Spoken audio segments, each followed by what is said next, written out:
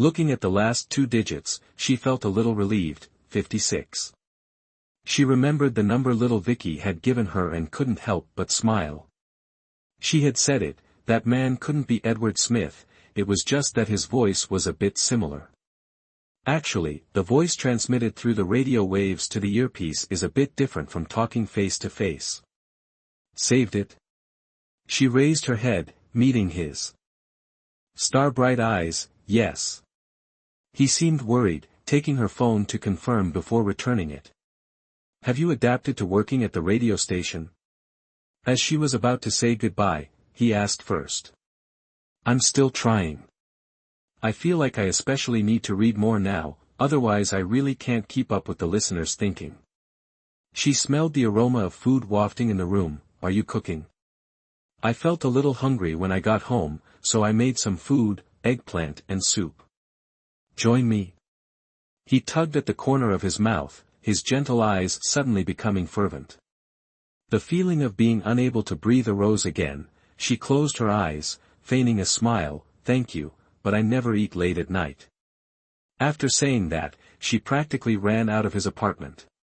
Her key wouldn't fit the lock, and she was on the verge of tears when a pair of long arms reached from behind, took the key from her hand, unlocked the door for her, and turned on the light. You dropped the tape. He returned the key along with the discs from earlier. Haha, she forced a laugh, hearing his sigh, her heart constricted. She clenched her fists, her fingertips digging into her palms, trembling with pain. Sorry to bother you. Good night. He turned around. Edward Smith, I. These words seemed to take all her strength, her chest heaving, her lips trembling. He didn't turn back, but gave a self-deprecating chuckle. You're very tired, get some rest. He closed the door for her. She collapsed onto the floor with a thud. It was just having a cup of tea face to face, nothing else happened, but suddenly, tears streamed down her face uncontrollably. Midnight on Sunday was her weekly billboard outing, and she had an evening where she didn't need to sit blankly in an empty car, staring at the night scene. This was like her small happiness. Of course, her mood was really good this Sunday. She slept soundly until she woke naturally. In the afternoon, Lily Harper came to pick her up. Entering the room, Lily Harper immediately furrowed her brow. Your style is really well maintained, you always have a way of turning a decent room into a pigsty. It's a miracle you survived 6 years abroad. Go. She angrily shoved Lily Harper, pushing the pile of clothes strewn across the sofa aside to make room for Lily Harper to sit. Don't you dare criticize me, just look at your own car, you're even more reckless than I am. Lily Harper laughed, we're truly birds of a feather. She kicked her. Look, what could be more foolish than this, trying to be a good example. Lily Harper is a teacher, remember? After locking the door, she looked up at the door opposite hers, wondering if she should knock and invite him to go with her. What are you still standing there for? The elevator's here. Lily Harper urged from inside the elevator. She replied briefly and ran in. Forget it, it's better to go alone. How many people are coming to the reunion today? She asked absent-mindedly on the way. Everyone in Beijing is coming, those from out of town can't make it, but they all asked me to send their regards. Oh, Edward Smith can't make it either. Do you remember Edward Smith? She glared at Lily Harper. I'm not senile, am I? I can remember my classmates, can't I? He was very quiet back then, didn't really get close to anyone. Sigh, back then we all seemed to have brighter futures than him, but now he's the most successful. I saw his interview. Reporters described him as CCTV's most professional, fearless, and dedicated news editor. She curled her lip. Being a news editor is already a highly admirable position, you make him sound like some kind of perfect god. Huh, even gods have earthly desires. He and Anna Carson, known online as the Dream News Team, are rumored to be lovers in real life. That's wonderful. She lowered the backrest, found a comfortable position to lean back, and closed her eyes. The panic that had plagued her for the past few days instantly subsided, as still as the surface of a stagnant pond. Time ages us all, who can remain unchanged? There were no parking spaces left outside the vegetarian restaurant. Lily Harper let Phoebe Hayes go in first while she circled around to park across the street. Phoebe Hayes had been here once before and was somewhat familiar with the place. The receptionist smiled and opened the door for her. She nodded her thanks and mentioned her reservation. The receptionist was about to lead her to her table when she saw a pregnant woman entering and turned to open the door for her. Miss Braces. The pregnant woman instinctively looked at Phoebe Hayes standing next to her and exclaimed. Phoebe Hayes looked up, her whole body jolted. She recognized the pregnant woman before her as the one who had shared an umbrella intimately with Oliver Bennett on that stormy night, Mandy Hope. She also noticed her protruding belly. They had the fruit of their love, needless to say, they must be incredibly happy. The word happiness was clearly written on Mandy Hope's smooth face.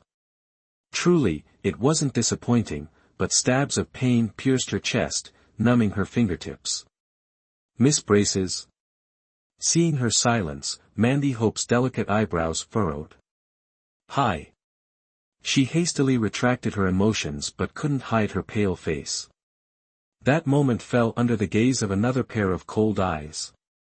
Edward Smith, you made it yourself. Mandy Hope said, teasingly, her voice slightly choked. She seemed more amiable than in her school days, when she was as proud as a peacock.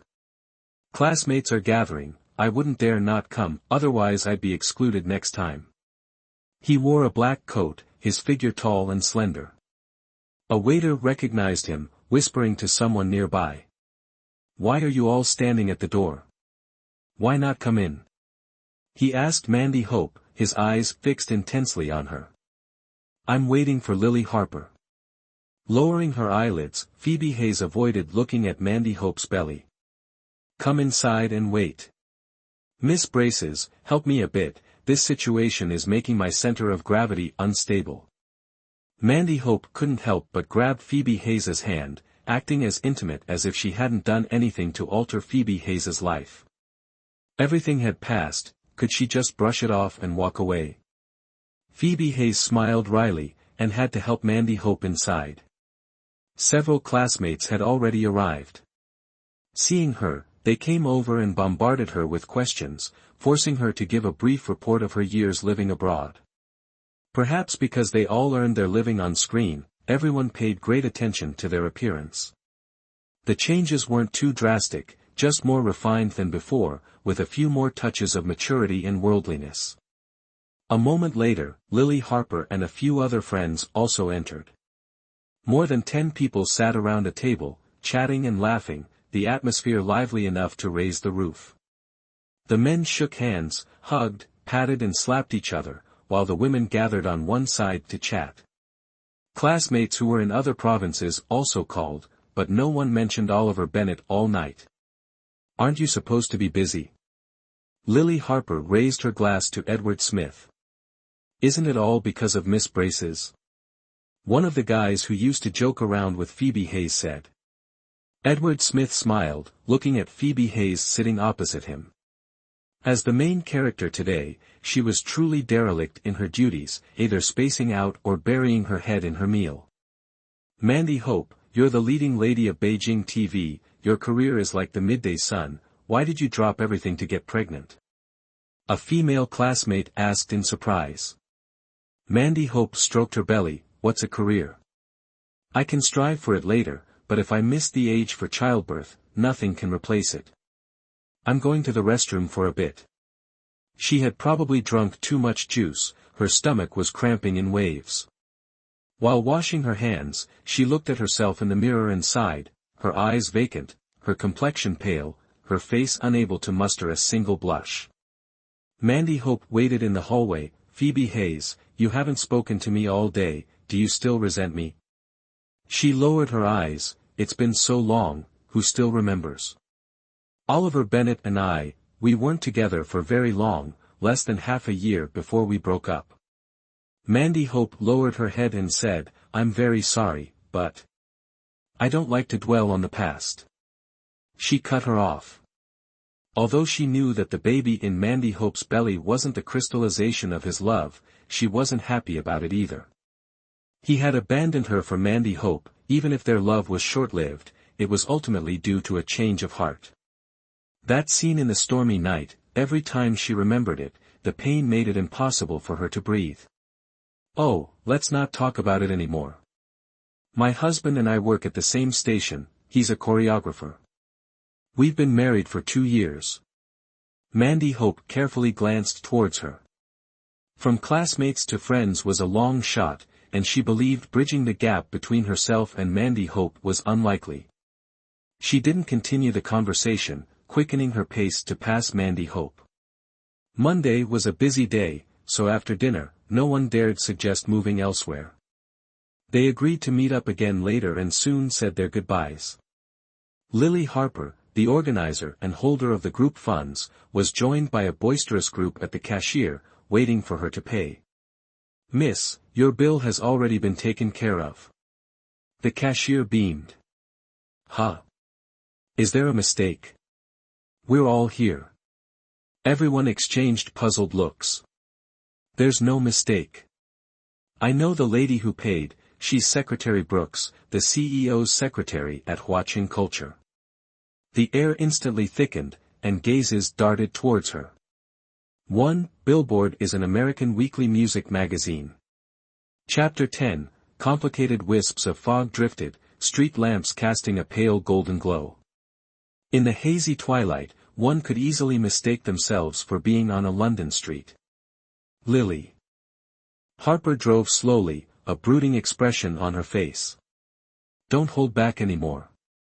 Say what you want to say." Phoebe Hayes slowly rolled down the car window. The night wind raised goosebumps on her arms. Traffic seemed to be jammed up ahead, the cars moving slower than pedestrians. Lily Harper cursed under her breath, then silently stared ahead. That first year after graduation, everyone was a newbie, acting all subservient, swallowing any grievances. Only at class reunions could we vent our frustrations. We met up over 3 times that year. By the second year, our careers were picking up, we were much busier, some went back to Beijing Communication University for further studies, and we met up twice, I remember. After that, we were all crazy busy, forget meeting up, even phone calls were rare. We'd occasionally bump into each other on the class forum, exchange a few words, then disappear. But we at least managed one reunion a year. I was at every single one, and I always footed the bill. No one's ever fought me for that privilege.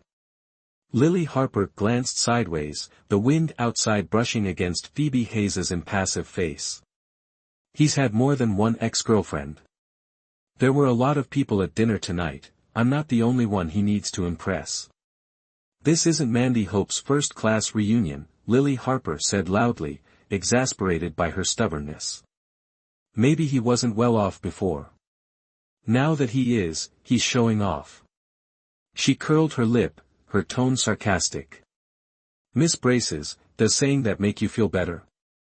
She chuckled. "How else should I put it? I'm past the age of dreaming."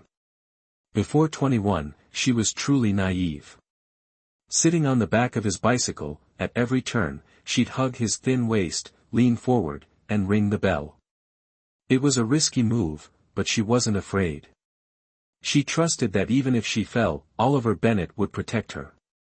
Finals week arrived, with essays due for some courses. Every classmate scurried to the library and online, hunting for resources and picking topics. Meanwhile, she lounged in bed, snacking and reading romance novels. Oliver Bennett had already finished her essay. Lily Harper called her a pighead. She proudly declared she preferred being Oliver Bennett's pig. Summer break came, and classmates planned a trip. Rain fell that day, stranding them in a mountain villager's home. She slept soundly until midnight, then woke with sharp cramps. Her Aunt Flo had arrived early. She rummaged through her bag, finding no sanitary pads. She nudged Lily Harper, who brushed her hand away, mumbled something, and rolled over. She stumbled out and knocked on the boy's room door. He answered after a single knock. They descended the mountain under a yellow oilcloth umbrella, searching for a store. The mountain path was treacherous, especially in the dark. He gripped her hand tightly. By the time they reached the bottom, they were soaked. After buying supplies, they climbed back up. He turned his back, holding the umbrella high, while she quickly changed her pad behind him. On their return, their clasped hands tightened. She felt his breath grow hotter. Reaching her door, she clutched his shirt. "I want to stay in Beijing. I want to marry you." Her voice was soft, but in the mountain stillness, punctuated by the falling rain, her words resonated, not as a request, but as a promise. "Okay." He nodded, pulling her close, sealing his own promise on her lips. Only these fragmented memories remained. During lonely nights in a foreign land, she revisited them again and again, unable to dispel the chill in her heart. Memories are all lies. He hasn't contacted any of us, only you could reach him, the brilliant young man. "I think he'll contact you soon," Lily Harper said. "You're overthinking it." She laughed at Lily Harper's wild imagination. What did paying the bill signify? What did his attending the reunion mean? Mandy Hope left. In the end, only he remained. Perhaps it was always meant to be Mandy Hope and Oliver Bennett, not Phoebe Hayes and Oliver Bennett. Under the bright lights at the entrance to her complex, she told Lily Harper, "No need to come in, just drop me off here." Lily Harper sighed. Just as the car pulled over, a gray Passat sped past, disappearing into the night. "Am I seeing things?" "That looked like Edward Smith's car," she murmured. Phoebe Hayes froze, looking up. Saying goodbye at the restaurant, she was so preoccupied with hiding her feelings that she forgot she lived across from Edward Smith. She should have gone home with him, not bothered Lily Harper. Her mind raced, her stomach churned. She forced a smile at anyone who spoke, not noticing when Edward Smith left. Could he live here too? "Nah, I live nearby, and I've been here several times without seeing him. I only ever run into you." Must have been seeing things. Phoebe Hayes felt a pang of guilt and whimpered. If she told Lily Harper that Edward Smith was her neighbor now, Lily would surely go ballistic. "It's late, I shouldn't scare her like this. He emailed me his teaching schedule. I won't bother him." She leaned towards the car window and waved goodbye to Lily Harper. Stepping out of the elevator, she instinctively glanced at Edward Smith's door first, then shifted her gaze downwards. In front of her own door sat a vibrant aloe vera plant, its long leaves a deep, rich green. It was a pity the white pot was so plain, even chipped. A note was tucked beneath it, Edward Smith. The handwriting, like the man, was strong and clear. "Phoebe Hayes, urgent news. I have to go on assignment for a few days. Please take good care of it. Edward." Staring at the note, she remained stunned for a long moment. She reluctantly picked up the pot, muttering, "Are you so precious, to be cared for like this? I can barely take care of myself. Don't be afraid I'll eat you." Inside, she carefully placed the pot on the windowsill, clearing away other clutter to ensure its safety. Last night, a 7.1 magnitude earthquake struck Yushu, Qinghai province. Phoebe Hayes got out of bed and watered the aloe vera. Sitting down to breakfast, she saw Edward Smith on television, standing amidst the rubble, bundled in a thick coat. He gravely reported the number of collapsed buildings, casualties, the temperature, and other details to the viewers. She blinked a few times. He was much more professional reporting the news than when he was being interviewed. Little Vicky called. Due to the earthquake, all entertainment programs were suspended, and the 24-hour news channel had dispatched reporters to Yushu. Although she didn't have to do her show, she still had to go to work, albeit during the day. She read listener mail and discussed some of her ideas with the editor. Some listeners praised her soothing voice and her apt music selection, saying her introductions were particularly touching. Others were curious about her appearance and asked if her picture could be posted on the station's website. There were criticisms too. Some said she was like a backup singer, only able to say, and couldn't offer relationship advice. One listener wrote 4 letters complaining about the station's bias, saying he'd called several times but couldn't talk to her. What can I do? He's so vague. Should I put him on air? Little Vicky widened her eyes and said angrily. Every time he calls, he asks for little Phoebe. I ask for his name, and he says, "You're not a plant, talking to you is a waste of breath." Hayes, tell me, isn't that infuriating? Phoebe Hayes laughed. If he calls again, transfer him to me. Don't worry, I'll handle it. Little Vicky's eyes darted around, noticing the editors were present, and she gestured to Phoebe. They walked to the end of the hallway. Little Vicky chopped the air with her hand. Hayes, do you think our show might get cut? What did you hear again? Little Vicky, unlike Phoebe Hayes who was only on the radio for a few hours a day, practically lived in the station. Interning as an assistant was exceptionally tough. Our show just started airing, it hasn't gained any traction yet, and now with this earthquake, it'll be off the air for at least a week. I'm afraid listeners will forget about us. The advertising department said many brands are choosing traffic channels this year, and our station's ad revenue is low. Management wants to cut costs to compensate. They won't. Management values this show, they won't handle it carelessly. Didn't Director Lawrence say he had high hopes for us? I hope so. Little Vicky pouted, not quite convinced by Phoebe Hayes's words. Let's get back to the office before Director Lawrence catches us slacking. Okay. Speak of the devil, and he shall appear. They saw David Lawrence, his face pale, storm out of his office, slam the door to Linda Thompson's office, and slam it shut again. Civil War. Little Vicky stuck her tongue out at Phoebe. Phoebe put a finger to her lips, signaling Little Vicky to be quiet. They tiptoed back to their office. David Lawrence was yelling, and Linda Thompson wasn't backing down. Their raised voices carried from the office, making it hard to ignore. No negotiation, just terminate her contract. A woman who can't even manage her own husband, how can she help others with their relationship problems? David Lawrence said. Linda Thompson retorted, don't mix business with personal matters. Work is work, family is family. You know better than I do how popular her relationship columns are. I seriously doubt she even wrote those books herself. David Lawrence, why are you being so stubborn? I just don't trust her. I don't want her ruining the show. It's fine as it is. David Lawrence said firmly. Fine. How many episodes have you even listened to? How many listener letters have you read? A few words from Phoebe Hayes and you're suddenly enlightened. Everyone in the office suddenly became busy, no one spared Phoebe Hayes a glance. Let's go to lunch. Phoebe Hayes looked at the clock on the wall, it was lunchtime. Little Vicky slumped her shoulders and trailed after Phoebe. Ms. Hayes, if you're upset, just tell me. Why should I be upset? Phoebe shrugged and looked up.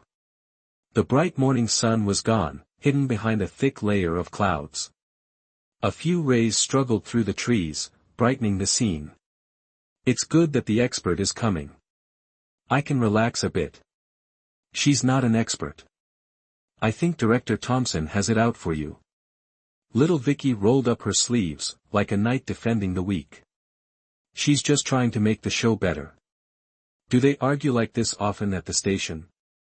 Not often, I've seen it 2 or 3 times since I started here. Ms. Hayes, don't you think it's strange? Director Lawrence is so polite and humble, and Director Thompson is so arrogant and reckless. How did they ever get married? Perhaps they're very affectionate at home.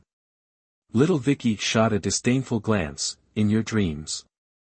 At the end of the workday, before Phoebe Hayes reached the platform across the street, her phone rang. "Wait for me for 5 minutes, let's have dinner together." David Lawrence spoke rapidly, hanging up before she could respond. Phoebe Hayes felt a weight in her stomach, sensing this meal was definitely related to the show.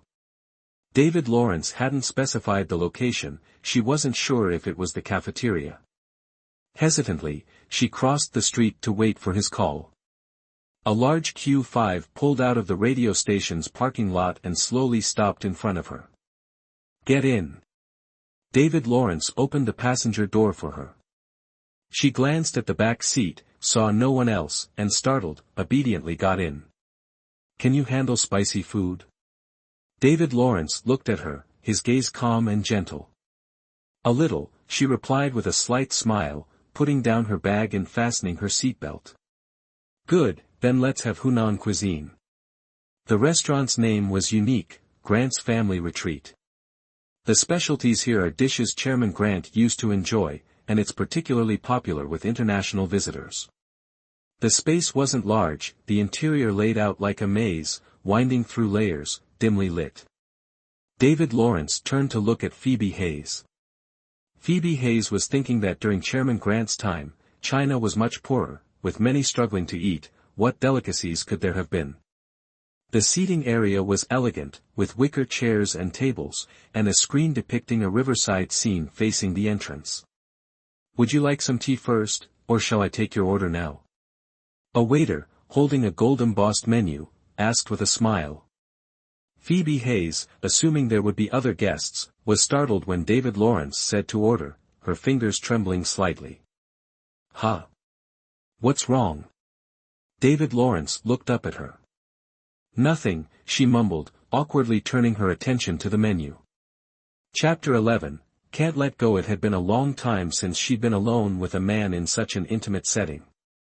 The last time was back in Auckland, a business dinner with a client. He was an elderly New Zealander, fascinated by China's Qing dynasty. They spent the entire meal discussing 300 years of Qing history. At the end, he gave her an enthusiastic hug, saying he'd had a wonderful evening. Tonight, she knew from the start it wouldn't be wonderful. David Lawrence seemed to be a regular here, naturally ordering several of Chairman Grant's favorite dishes, along with steamed fish head with chili and some boiled pork. As the food arrived, Phoebe Hayes' stomach instinctively clenched. She couldn't really handle spicy food, just a little bit. "Eat." David Lawrence, his manners impeccable, enthusiastically served her some food. She looked at the red fire on the table and bravely picked up a piece of meat. As soon as it touched her tongue, the spice nearly made her faint. David Lawrence rang for the waiter to bring her a glass of water, frowning. "You're not being honest at all. If you can't handle spice, we could have gone somewhere else." "It's all right, no problem. I'll just eat a bit slower." She bravely swallowed the red-hot coal in her mouth, then picked up her glass of water and drained it in one gulp. David Lawrence looked at her, pursing his lips. "Phoebe Hayes, you being like this makes it difficult for me to even speak. I thought with a delicious meal in front of us, and a pleasant atmosphere, the conversation would flow more easily." She wiped the water from the corner of her mouth, looking up at him with a puzzled expression. "I'm thinking of finding another host for late-night confession." "Don't interrupt, it's not 1+1, but one person 3 times a week, Monday, Wednesday, Friday is you, Tuesday, Thursday, Saturday is the other person. One person handling 6 nights a week has no way to rest and recover, which will affect the quality of the program. What do you think? That way, I'll be even more relaxed, which is great." "So, who's the other host?" "Ah, a relationship expert." David Lawrence picked up some stir-fried vegetables for her with his chopsticks. It was the only non-spicy dish on the table. A hint of helplessness flickered in his eyes. Phoebe Hayes understood completely. It was surprising, Linda Thompson seemed so anxious around David Lawrence, yet she wasn't timid in her work. Phoebe didn't want to overthink it, Linda Thompson's unyielding stance was probably directed at her. Phoebe didn't think she exuded any kind of oppressive aura. These matters are all arranged by the higher-ups, it's not a denial of your abilities. In fact, you've impressed me greatly.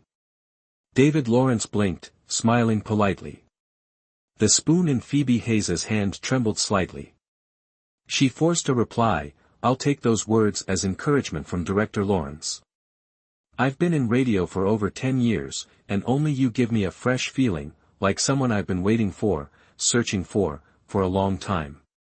I'm not expressing myself very well, what I mean is.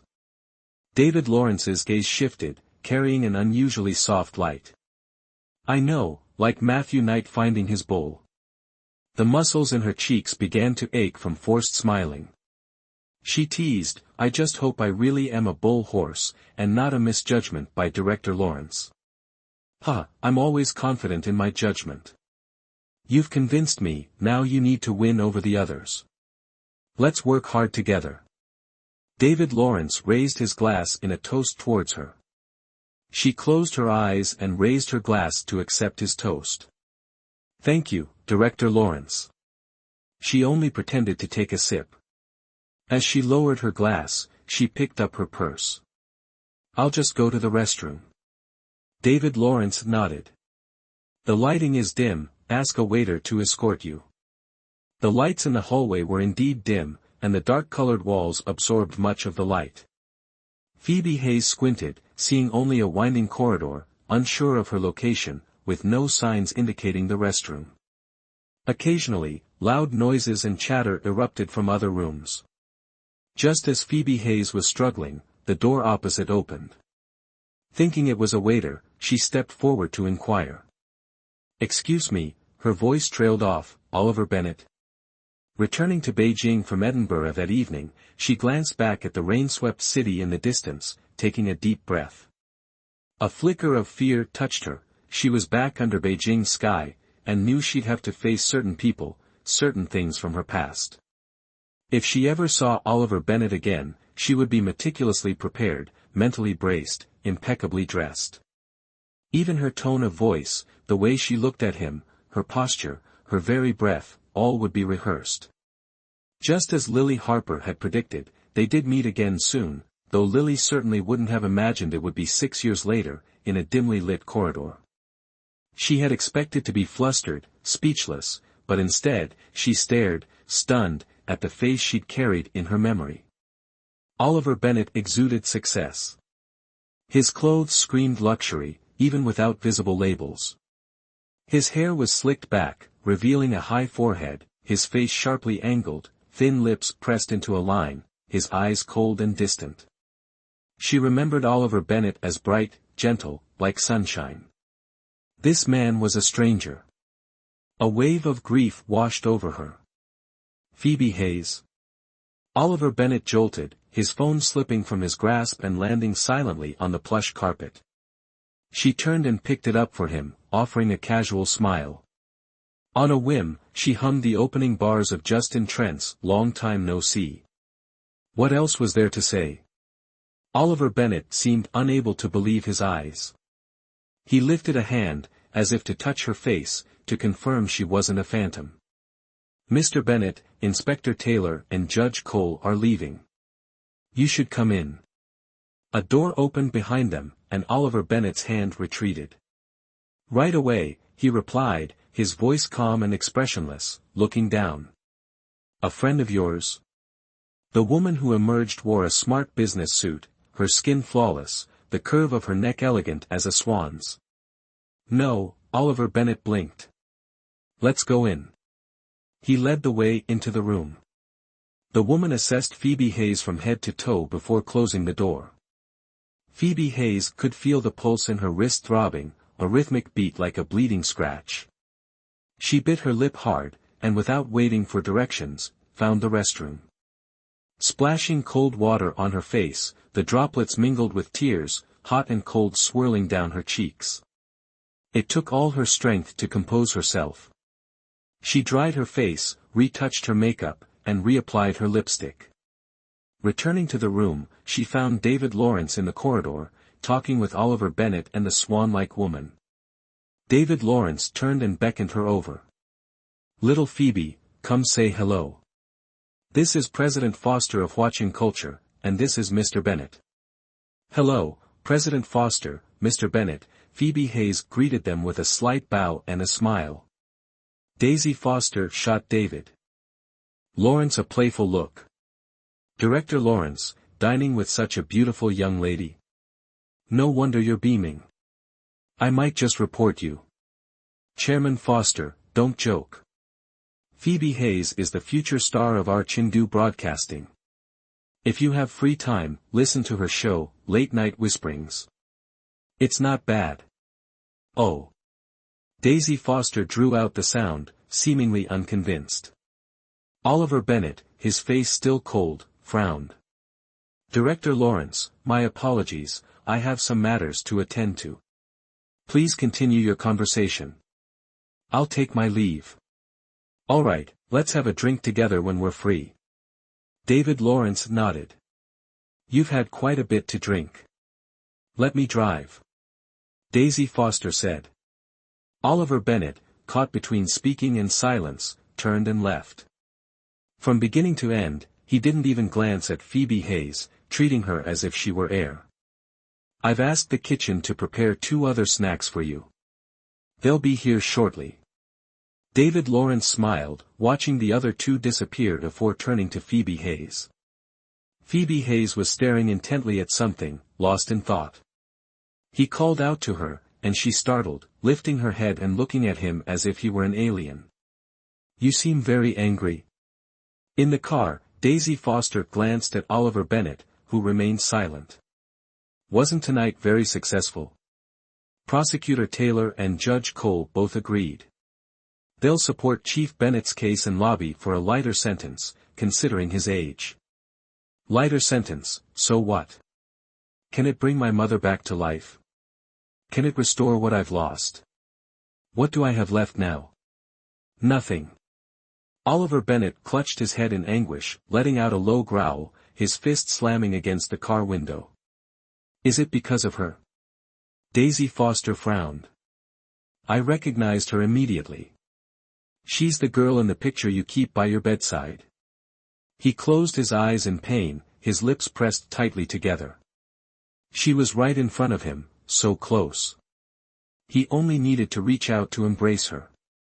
But her gaze towards him was so cold, so distant. Chapter 12, Better to Not Love. The long-awaited reunion remained a slow, unattainable dream. Entering her home, Phoebe Hayes only took off her shoes and coat before going straight to bed. She pulled the quilt over herself, wrapping it tightly, yet still feeling cold, inside and out, as if she had a severe cold, her teeth chattering incessantly. Her body felt like it had been run over by a car, weak and shaky, unable to hold itself together, yet her mind was strangely clear. Oliver Bennett's face kept flashing through her mind, his cold, indifferent expression, his disregard for her presence, making her want to scream and cry, but her eyes only stung. It turns out that having someone you can cry freely with is also a kind of happiness. As soon as she closed her eyes, she felt a slight pain in her throat. She sat up and got out of bed, not bothering to turn on the light, and fumbled her way to pour a glass of water. When she left her room, she hadn't put the dining chair back in its place. It was still in the middle of the living room. She bumped into it, her body hitting the chair first, then falling to the floor. Her knees ached. She struggled to sit up, turned on the light, and saw 2 drops of blood on the floor. She quickly touched her nose, her hand coming away warm and wet. Out of options, remembering a similar fall during freshman year military training, Lily Harper recounted how Oliver Bennett, initially standing far away, had rushed over, scooped her up, and ran to the infirmary. Tonight, there was no embrace, not even someone to offer a handkerchief. For a moment, Phoebe Hayes felt a wave of grief, her throat constricting, yet tears wouldn't come. She huddled, hugging herself, trembling uncontrollably. After tending to her wounds, she drank a glass of water and called Lily Harper. "Why so hoarse?" Lily Harper, dizzy from grading papers, rubbed her nose, flopped onto the sofa, ready for a long chat with Phoebe Hayes. I saw him. She switched off the light, hiding her bittersweet expression in the darkness. Lily Harper paused. Oliver Bennett? Aha. How did it feel? If I could go back 10 years, I would never have gone to Beijing Communication University. I wish I'd never met him, never loved him. She inhaled sharply, a stinging sensation in her nose. Lily Harper was silent for a moment, then sighed heavily. Miss Braces, don't say that. You don't know how much I envy you. At least you have good memories with him. I have nothing, still empty-handed. Lily Harper gave a bitter laugh. If you saw him today, you'd willingly give up those memories. Has he changed that much? Not changed. He's become a completely different person. Lily Harper sighed softly. Miss Braces, you visited his house before. Do you remember his father? A minister? Lily Harper, please stop. I don't remember anything, and I don't want to know. I just want to sleep soundly and wake up tomorrow morning. Remembering nothing. The pain was too much to bear anything more. All right. Go to sleep then. Oh, Miss Braces, come with me the day after tomorrow to meet a man. He's a professor at my grandfather's university, visiting Beijing for further studies. He's close to my parents, and Mom insists I treat him to dinner. I know what she's really up to. Dinner is a pretense, matchmaking is the real deal. So annoying. Lily Harper huffed in exasperation. Lily Harper, don't be like that. Give someone else a chance, and you're giving yourself one too. Miss Braces. Lily Harper was startled by the sadness in her voice. Who has the courage to be lonely forever? She gave a self-deprecating twist to her lips, said goodnight, and hung up. Before she could lie down, her bedside phone rang again. Apart from the station and Lily Harper, very few people called her, especially at this hour. The 3 words, Edward Smith, flashed on the screen. She paused, then answered. Whoa, it's freezing. Edward Smith seemed to be rubbing his hands, the sound of rustling reaching her ears. There's a blizzard in Yushu, -10 degrees. I'm outside the clinic right now. Are you reporting? She closed her eyes, stroking her hair, her tone slow. Yeah, I'm currently connecting with the host, Phoebe Hayes. Phoebe Hayes, what's the situation in Beijing? Is my aloe vera plant still alive? It's living better than me, I'm taking care of it like a VIP, I can't even bring myself to drink bottled water, I use it all to water it. Edward Smith seemed to lower his head and smile, really? Of course. Okay, wait until I get back to Beijing, I'll cook for you. Why not invite me to a 5-star restaurant? My cooking skills are 6-star, someone once rated them that way. Did that person even have good taste? She curled her lip, her expression scornful. I always thought she had very, very high standards. His voice suddenly deepened, revealing a captivating allure. Miss her very much. Her heart suddenly pounded, her cheeks flushed. For a long time, neither of them spoke, only the sound of their breathing, sometimes shallow, sometimes deep, alternating. Finally, he spoke first. The weather in Beijing is dry, you have to drink plenty of water, otherwise your skin will easily break out. Your face is the one that's going to break out. He chuckled, saying suavely, all right, the breakouts will all be on my face. It's late, go to sleep. Remember to water the aloe vera pot tomorrow. She hung up the phone, rolling her eyes in the darkness. Just an aloe vera plant, look how anxious he is. Waking up early in the morning, Phoebe Hayes looked in the mirror and saw 3 black lines appear on her forehead. She didn't know if it was because she ate spicy food yesterday or drank too little water, but several pink pimples had indeed appeared on her face, each one distinct. She was so angry she wanted to grab her phone and yell at Edward Smith. Unfortunately, He was really too far away, and if he was on a live broadcast, mobile phone use was prohibited. She didn't want to cause trouble for herself. Arriving at the radio station for work with a frustrated mood, everyone in the program team looked at her with sympathy, thinking she was fired up because of the program. She looked at little Vicky, who shrugged.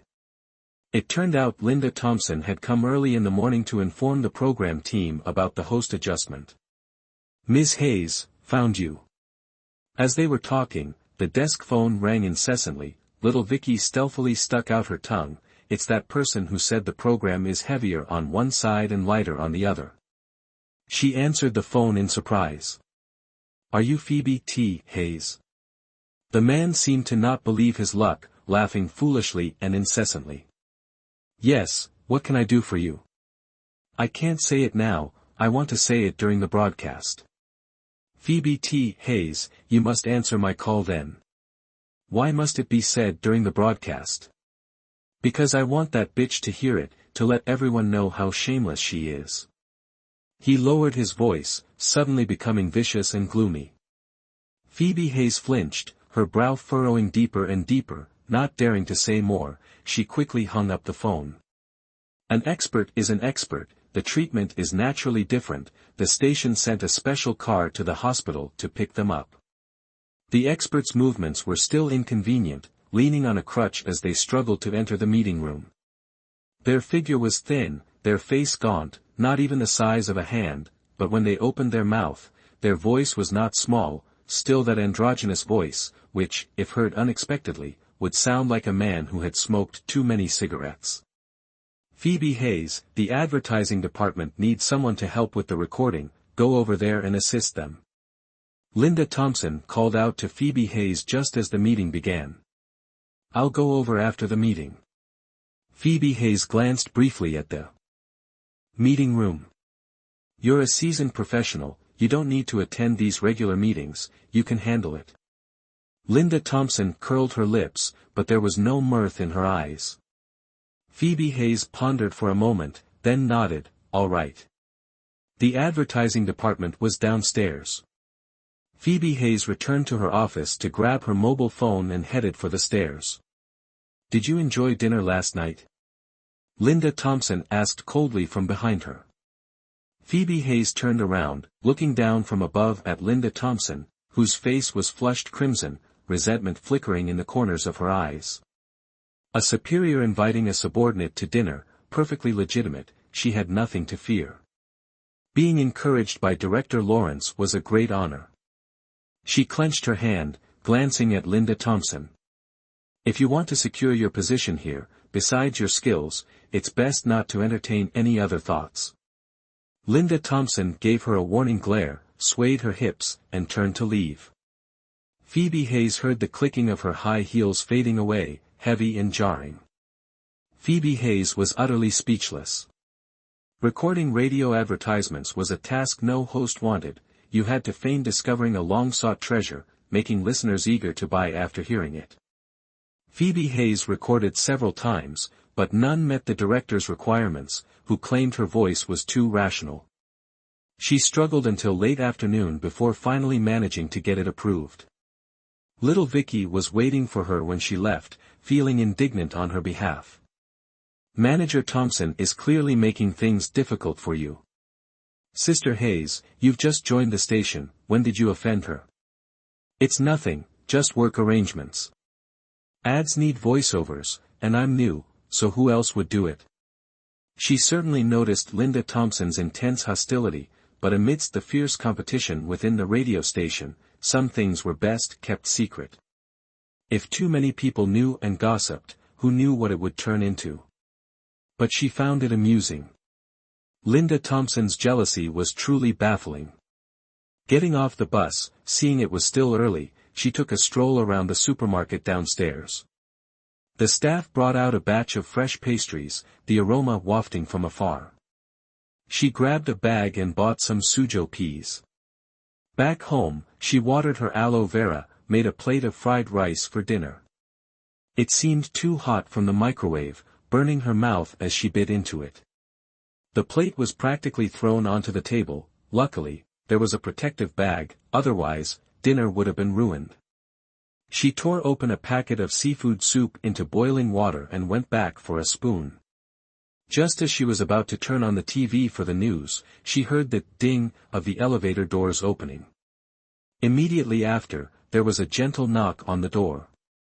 She looked at the aloe vera pot on the windowsill, unsure whether to fetch it first or answer the door. Chapter 13, His fault. The person outside seemed very patient, waiting silently without a sound. She was flustered, but still went ahead and opened the door. His clothes were wrinkled, his shirt even had a stain, his hair wasn't styled, falling messily around his face, his expression tired, lips chapped, only his eyes were intense, as if they could see right through a person's soul. "Hi, I'm home." He spoke first, seeing that she hadn't said anything for a while. Her long, curled lashes fluttered, her elegant nose tilted slightly in the dim light. "My place is over there." Then, she mumbled, "I have pimples." She was standing against the light and he was facing her, so he couldn't see her face clearly. "Come over here, let me see." He was carrying his luggage, and as soon as he finished speaking, he set it down against the door. She glared at him, tilting her face up. "Look, there are 7. Little Vicky had teased her, saying they looked like the Big Dipper. He seriously examined her face, solemnly nodding. "You're right, there are 7. It's my fault, I shouldn't have mentioned pimples last night. You even said you wanted them to appear on your face."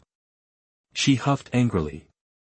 "Ah, maybe the pimples didn't know I went to knock Thursday." He winked apologetically. "Edward Smith." She gritted her teeth, "Take your aloe vera pot back. You didn't know aloe vera can reduce pimples?" He frowned. She opened her mouth slightly, her eyes darting around thoughtfully. "Does it really have that effect?" "Of course. I'll wash my hands and apply it for you. Where's the towel?" All her attention was focused on the aloe vera's medicinal properties, and she had completely forgotten that his apartment was right opposite hers. She led him to the bathroom, and as soon as she stepped inside, she bit her lower lip. No one except Lily Harper had ever been in her apartment, so she had never bothered to tidy up. Things were scattered carelessly everywhere, the sink was cluttered with makeup, a small cabinet held sanitary napkins and toilet paper, and underneath was a laundry basket revealing unwashed underwear. "Should we go to the kitchen to wash?" She tried to cover this and hide that, her face burning red. "No need." He calmly took a towel from the cabinet and unfolded it, the water was cold. But the moment he pressed the towel to his face, his lips curved into a happy smile. "Look, it's this." He broke off an aloe vera leaf, a clear liquid dripping from the tip. He dipped his finger into the liquid. "Come here." His tone was gentle and soft, and for some reason, she felt her face and neck immediately heat up. But the pimples were more important. She approached him, tilting her face up, and felt him lower his head, his warm breath brushing against her face. Her sparkling eyes, trembling long lashes, high nose, and pink lips were now inches away from him. Edward Smith's heart pounded in his chest. He pressed his lips together, coughed twice to compose himself, and carefully applied the liquid to her pimples. "It feels so good."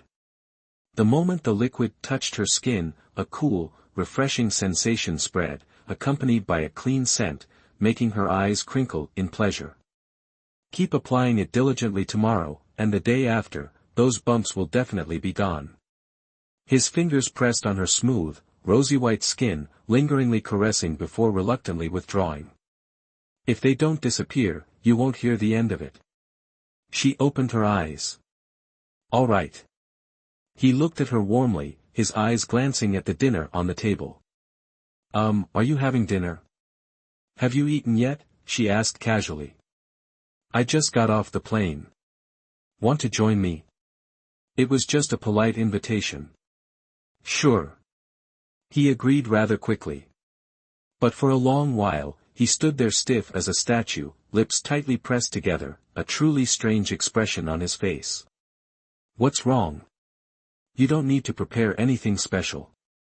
I'll eat whatever you're having. There's only fried rice and a bag of buns. The buns were for her breakfast tomorrow. Then I'll have the buns, you have the fried rice. He was quite the gentleman. She resigned herself to serving him the rice and the seafood soup, while she sipped water and nibbled on the buns. Did you write this? Her laptop sat in a corner of the table, he pulled it over for a look. The segment just started. I need to add some emotion, a little intro, some music, to help the listeners get into the mood. She was swallowing a bun, her words a bit muffled. Aha! And nodded, pointing at the screen. This part is a bit fragmented, you could cut it. Talking about yourself helps the listeners feel your sincerity and passion, but you're still the host, you can't overshadow the voice of the person sharing their story. She leaned in, taking a closer look, feeling like she was the one sharing her story. I'll revise it carefully. But actually, I won't be under so much pressure from now on, so I can focus more on the quality of the program. Oh, did your superiors find someone to help you? She explained the changes in the program to him in a roundabout way. After listening, he smiled. David Lawrence really understands the strategy of retreating to advance. Huh. She was startled. Relationship experts usually like to preach. Without a host to steer the conversation, the listeners will find it very off-putting. She and you are co-hosting the same segment, your strengths will become clear, and you've already built rapport with the listeners from previous episodes. This is David Lawrence's clever plan. He doesn't want to get into a messy argument with the HR manager, so he wants to prove himself with results, making her admit defeat. She could only look up at him with admiration. Edward Smith, you're so sharp now. He didn't smile, his eyes fixed on her. Phoebe Hayes, next Friday I'll be 30, and I've been working for 6 years. I'm not that fresh graduate anymore.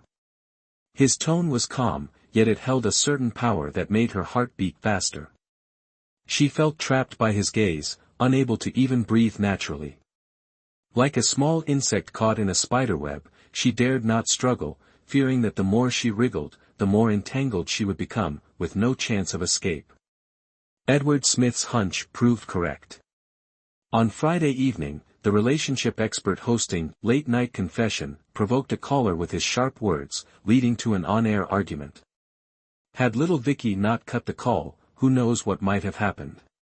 David Lawrence and Linda Thompson were both in the observation room that night. The next day at work, little Vicky recounted the incident to Phoebe Hayes, vividly describing Linda Thompson's ashen face. Director Lawrence, however, remained composed, offering the expert words of comfort instead of criticism. Phoebe couldn't help but think that David Lawrence was using such tactics against his own wife. This man's inner thoughts were clearly not as gentle and humble as his outward appearance suggested. She slipped into the restroom with her phone and called Edward Smith to tell him the news. Edward chuckled, then tonight, you must absolutely maintain your professional standards. Don't get cocky. What? Are you afraid I'll ruin the show?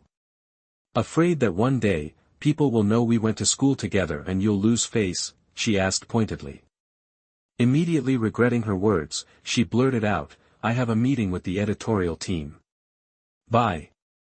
Touching her face, she felt it burning. Edward Smith gently closed his phone, a smile playing on his lips. He wasn't worried about her ruining the show. Even if she did, she should know that in his eyes, she would always be one of a kind. Edward, what was that long call about? Ethan Rivers asked, frowning. Oh, a classmate, he replied, smiling as he sat down. Michael Clark, seated beside him, patted his shoulder. Edward, what do you think of my idea? I think it has depth. Many viewers are curious about celebrities but intimidated by the military and national defense. If we can reveal some inside stories, secrets told firsthand by generals, it's bound to resonate with people. Michael Clark, a renowned television producer, felt indebted to Edward. Years ago, he took a gamble on Edward, a man who miraculously survived 2 days lost at sea during the Haining typhoon, making him a news editor. Many doubted the decision, but Michael stood firm against the opposition. Now, he was developing a new interview program for the news channel. What's it called? My Date with a Celebrity. I think it's catchy. The pre-publicity has been strong, so it should attract a good audience. What time slot are we thinking? Michael Clark looked at Ethan Rivers. This kind of program is best suited for after 10 p.m., when things have quieted down and people are more receptive, Ethan Rivers suggested. 10:30 p.m. then. Once a week. Edward, you'll host. Edward Smith smiled. I'm a complete layman when it comes to military matters. I'll need some time to prepare. You've never disappointed me. I'll bring some materials to your office tomorrow. Now, let's raise a glass to My Date with a Celebrity. Michael Clark enthusiastically lifted his glass towards the two men. After dinner, they stepped outside. The moon hung high, a gentle night breeze stirred, and all three felt slightly lightheaded. I'll take Director Clark home. Can you drive yourself all right? Ethan Rivers gestured for someone to bring his car around. Michael Clark waved his hand and got into the waiting car. Edward Smith checked his watch, pushing up his sleeve. I'll catch some fresh air for a bit, wait for the alcohol to wear off, then I'll head off. Hey! Ethan Rivers suddenly grabbed Edward Smith's shirt, pulling him aside. You sly dog, you've been tight-lipped since Edinburgh. None of us dared to talk to you, and yet, in just over 2 months, you've managed to lure her back from Edinburgh. Why live across from you? Wouldn't it be better to be together, in the same house? Edward Smith pushed his hand away, his eyes narrowing. You've met her. The day you dragged me to your place for drinks, I bumped into her at the door on my way out. Back at Beijing Communication University, I remember her being quite petite, like a little shadow trailing Oliver Bennett. Heck, you could say she's even more beautiful now than before. It wasn't until I got home that I realized who she was. Ethan Rivers self-consciously rubbed his shoulder, his eyes subtly assessing Edward Smith. Edward Smith's expression remained unchanged. He took a deep breath and said with a smile, whether she was smaller then or has grown up now, her essence hasn't changed a bit.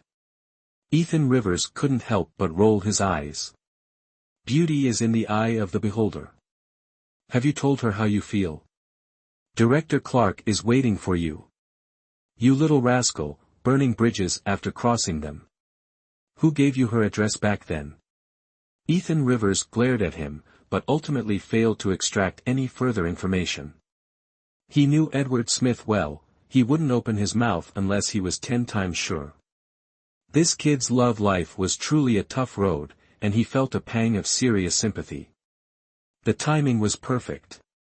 Just as the show ended, Phoebe Hayes emerged with her bag.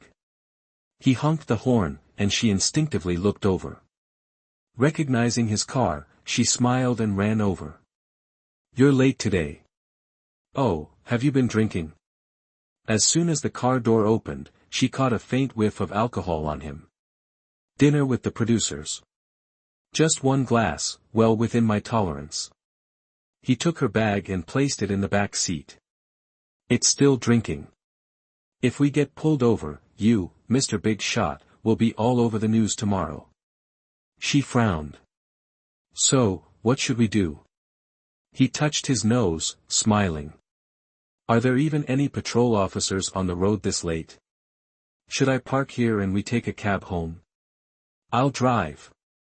He looked at her silently for a moment, then got out of the car and switched places with her. Her driving seemed a bit shaky. Perhaps unfamiliar with the Passat's handling, the car crawled along the empty road, hesitating at intersections, unsure whether to turn left or right. I'm not very familiar with this area.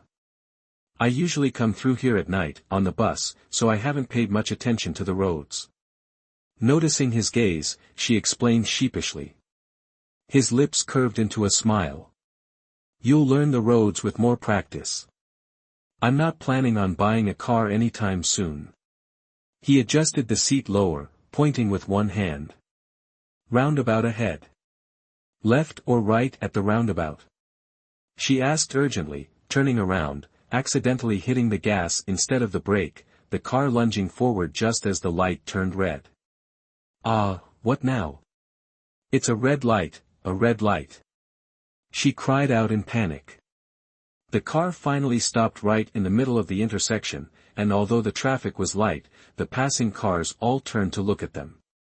She wiped away a bead of cold sweat, the corner of her eye catching sight of a policeman walking towards them. The capital's police really do their job. With a pleading expression, she said to him, "Don't say anything later, let me handle it." If he wasn't afraid she'd misunderstand, he would have laughed out loud. Opening the car door, he greeted the policeman. "Editor Smith?" The policeman was shocked. "How did you?" His hand froze in a salute. "Just finished filming a segment, a bit dizzy, and had a little to drink. My friend just returned from abroad, doesn't know the way around.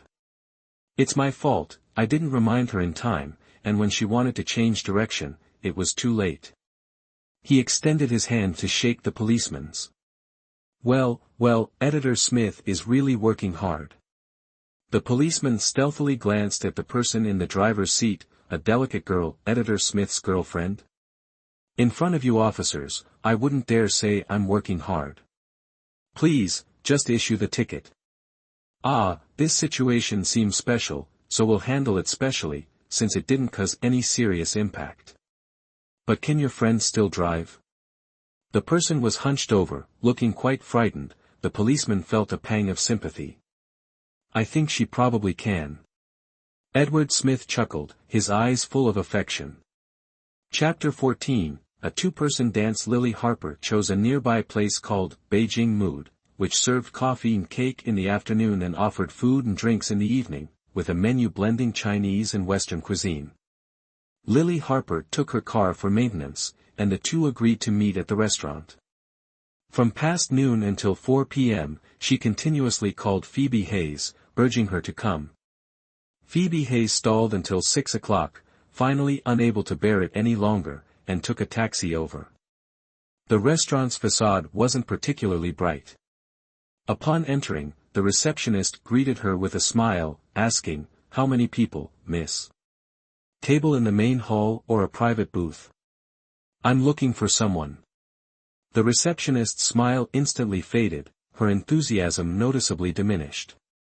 Beyond the main entrance was a long corridor, with the main dining hall on one side and a row of private booths on the other. Lily Harper stood at the entrance of a booth, watching her stomp her feet.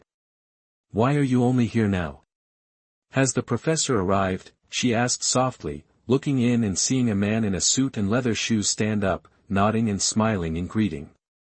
Not bald, not pot-bellied, not exactly handsome, but with a refined air that made him appear much younger, giving off a sense of security.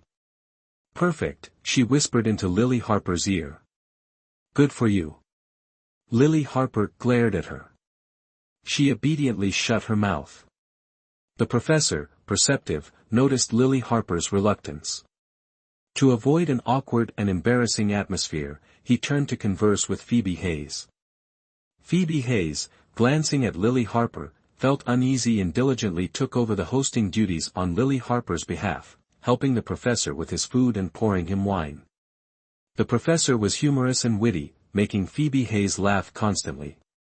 "I'm stepping out for a bit." With more than half the food gone, Lily Harper, to fulfill her promise to her parents, went to pay the bill first.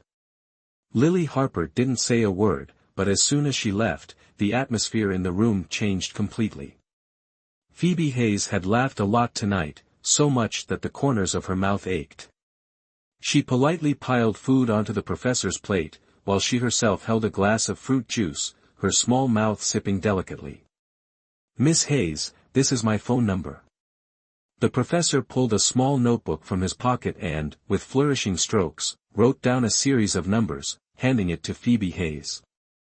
"I'll pass it on to Lily Harper later," Phoebe Hayes accepted. The professor adjusted his glasses and coughed twice. This is for Miss Hayes. I'll be staying in Beijing for about 2 months. When Miss Hayes has some free time, I'd like to invite Miss Hayes, to dinner, have some tea, just the two of us. Even without him finishing the sentence, Phoebe Hayes understood. Professor, do you have the wrong idea? Phoebe Hayes asked, half laughing and half crying, holding the note. Miss Hayes is my delightful surprise today. Fate is something no one can predict. The professor said, each word deliberate. Being a good person really isn't easy, Phoebe Hayes thought, unable to cry. Leaving the restaurant, she pretended not to notice the professor's burning gaze on her, not even saying goodbye. It was meant to be a one-time encounter. He really said that? Lily Harper, listening to her recount the professor's invitation, laughed so hard she cried on the way home. I think he's the type who'll try anything when desperate, she said wryly. Lily Harper wiped the tears from the corners of her eyes. It's possible that at his age, his options are narrowing, and he has no other choice. What do you mean by that? Am I that bad? She pushed Lily Harper indignantly, then suddenly noticed Lily Harper staring blankly across the street. She followed Lily Harper's gaze. At the end of the crosswalk, Randy Taylor was holding hands intimately with a girl who was smiling brightly, waiting for the light to turn green. Lily Harper, let's go. She pulled Lily Harper away. Lily Harper looked away, dazed. When I was his student, he said the academy forbade teacher-student relationships. When we became colleagues, he was married. After his divorce, he started dating his own student. I'm such a fool. Actually, no matter what stage he was in, the person who would always be there for him was me. Because he doesn't love me. Miss Braces, tell me, what am I waiting for? Lily Harper covered her face, tears spilling through her fingers. She helplessly hugged Lily Harper, the twilight slowly enveloping them both. A young girl's secret love is a soft, humming tune. To call it love is less accurate than to call it adoration. An adult's unrequited love, however, is long and bitter. She hopes for reciprocation, for a promise. From hope turning into despair, besides silently shedding tears, who can she blame? You have the freedom to love someone, and they have the right not to accept your love. After their meal, they planned a leisurely stroll, Phoebe Hayes hoping to snag some cheap spring fashions. The weather was warming, winter coats soon to be useless. But Lily Harper's tears, drawing unwanted attention wherever they went, forced a retreat home. She stayed with Lily Harper until 11, sharing 2 glasses of red wine before finally returning to her own place. Lily Harper's bedroom and study were plastered with photos of Randy Taylor, lecturing, eating, laughing, brooding, their sudden appearance a mystery. Each image twisted a knife in Phoebe's gut. Toss them, she urged. Don't torture yourself. No, I need them, Lily Harper said, a bitter smile twisting her lips. To kill the hope faster. Absence makes the heart grow fonder, you know. If reincarnation's real, I must have been the bandit who slaughtered his entire family in a past life. Unable to muster a smile, Phoebe snatched Lily Harper's wine glass.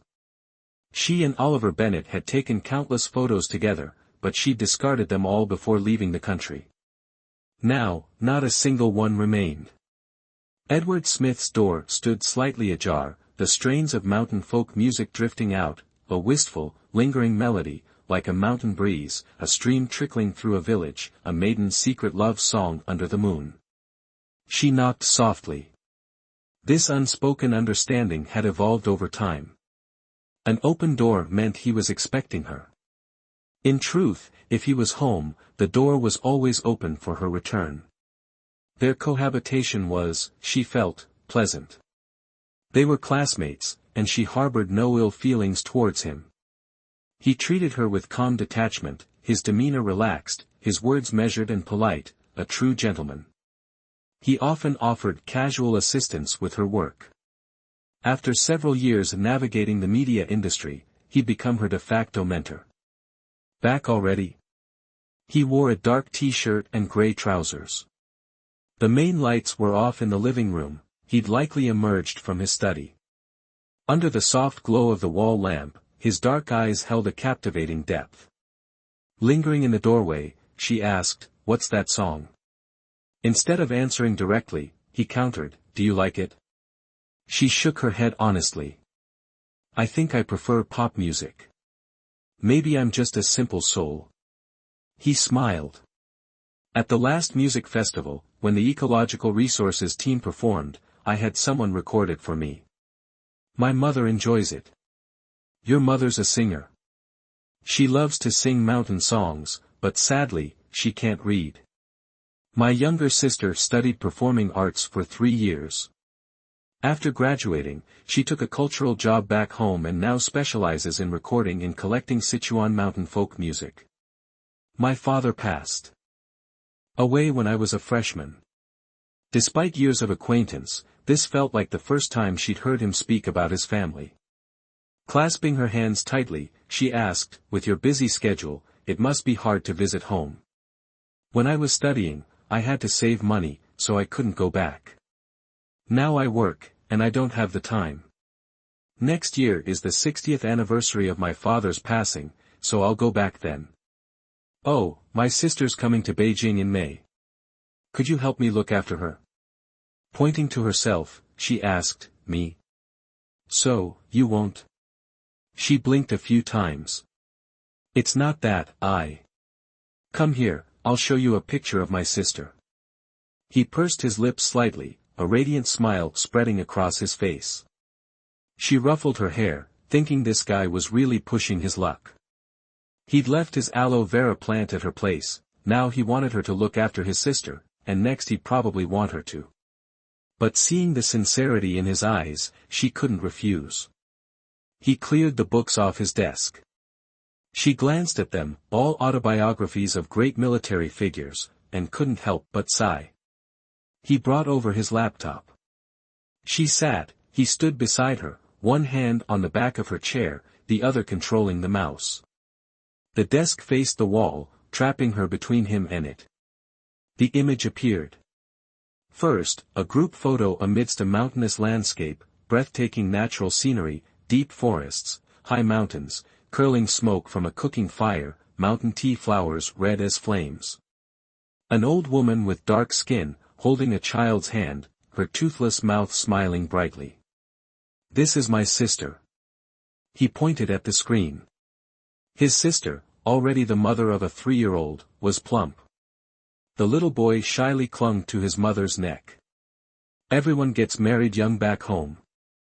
Around my age, their kids are already old enough to fetch the soy sauce." She turned to look at him, a strand of hair brushing her lip. She noticed for the first time the alluring curve of his lips, the most beautiful feature on his face. He seemed to want to stroke her hair, his hand hovering in midair. Her knees trembled slightly. Mustering all her strength, she found her voice. "Edward Smith. I should go home." Her voice quivered. "Ah." He stood up, his expression calm as he saw her to the door. "Have you started translating that film yet?" "I'm not busy lately, I've already translated half of it," she said, fumbling for her keys. "Good night." He watched her turn on the light and nodded. His smile was as warm as if he were standing by her bed. Closing the door, she regretfully ruffled her hair, her heart pounding with panic and confusion. She felt like everything had just slipped out of her control. Like someone who didn't know how to dance, suddenly on stage, with the audience watching, unable to escape, forced to quickly take her partner's hand, follow his lead, spin, and begin to dance. "I'm going crazy, crazy." She rushed to the bathroom, fiercely glaring at the disheveled, wild-haired girl staring back from the mirror, then defeatedly cupped her face in her hands, crouching down. Before going to sleep, she checked her phone. No unknown numbers had called.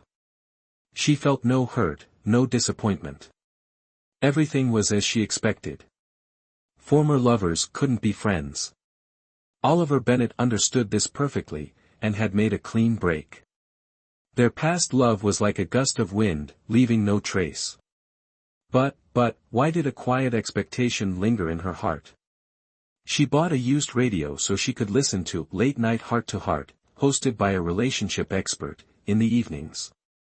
On Monday night, the expert seemed well prepared, her tone more conciliatory, and the opening was decent enough. But when she took calls, listeners criticized her for being too dogmatic, unable to truly connect with their feelings. She listened for a bit, then got angry, and the rest of the show became a recounting of her own past relationships. Tonight, it had become her own personal live show. The next day, the inbox for Late Night Devotion was overflowing again, listeners cursing the show as garbage, the host accused of selling out. The team leader and Linda Thompson were reporting the situation to David Lawrence, asking how he planned to handle it, but David Lawrence didn't say a word. Linda Thompson was so angry she slammed the door and left. In that heavy atmosphere, Phoebe Hayes' hosting became more and more proficient, gradually forming a style that was both rational and uniquely her own. One day, she suddenly remembered that the person who had yelled at her to answer the phone seemed to have stopped calling. Unfortunately, due to the expert's influence, the listenership of Late Night Devotion dropped rapidly. With the city gates ablaze, the fish in the moat suffered too. Despite Phoebe Hayes' best efforts, nothing seemed to work. Little Vicky was worried sick all day, afraid the show would suddenly be cancelled. Linda Thompson was so anxious she was practically spitting fire, while David Lawrence remained as calm as a millpond. There were plenty of other programs. Phoebe Hayes enjoyed doing voiceovers for commercials, which allowed her to experience different styles and also earn extra money. She was also learning to write scripts, so if the show really did get cancelled, she would have other options. When work ended, Edward Smith's car was parked outside again. I filmed the first episode of Date with a Celebrity today. Lots of shooting locations, so I got back a bit late.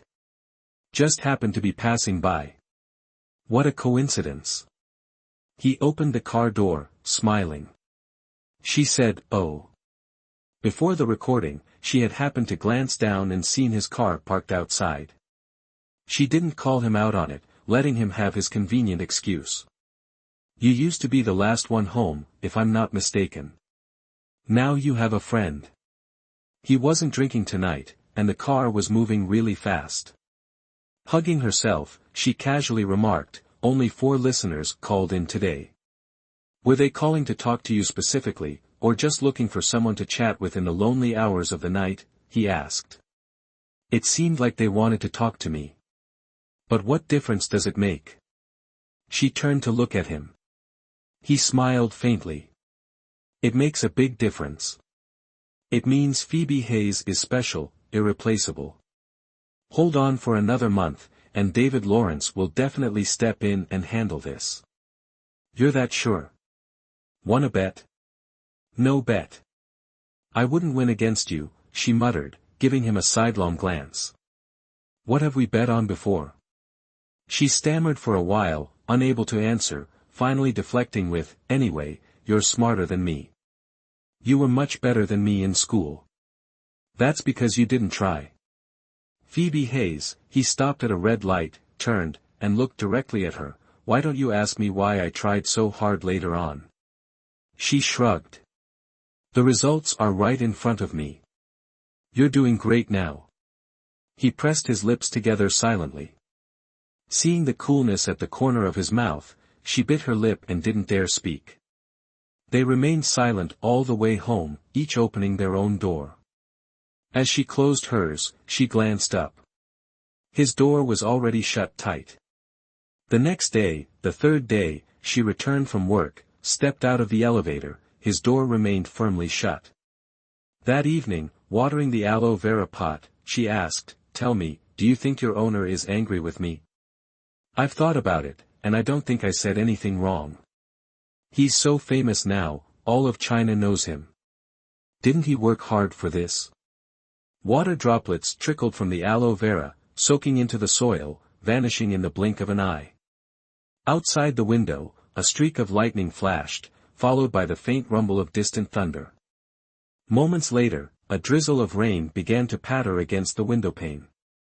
Chapter 15, A Small Secret. This was the first heavy spring rain in Beijing, the sound of the falling rain like a drumbeat, a rapid crescendo, quickly drawing in the listener's attention.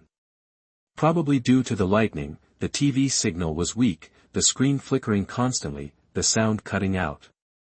Phoebe Hayes, annoyed, walked over and turned off the television. Not in the mood to go online, she went to the bookshelf, grabbed a book, and lay down on the sofa to read. After a while, she looked up at the clock on the wall, straining her ears, afraid she'd missed any sound from outside. Out there, besides the sound of the rain, there was only thunder. Tonight, only nature played its wild symphony. The mobile phone on the table suddenly rang. Phoebe Hayes startled for a moment before getting up to check it. Seeing the number, she couldn't help but smile wryly. This was another storm brewing. Before speaking, she smiled first, the corners of her mouth curving up 60 degrees, her voice casual, almost flippant. "Mom, it's so late, why aren't you resting yet?" "Miss Hayes, have you called the wrong person?" Selena Summers said coldly. "Huh.